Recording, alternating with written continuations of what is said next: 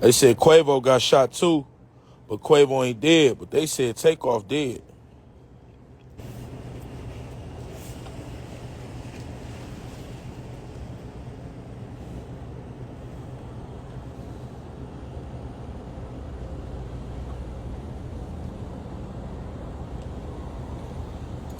Well, I say Cheese posted because they said Say Cheese said that the damn promoter that's at the club said Takeoff got killed. That's the promoter at the club.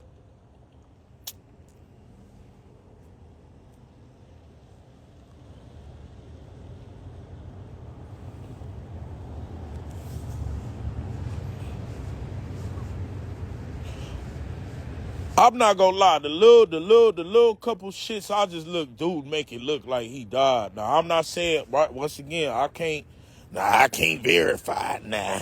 You know, I'm a real street reporter.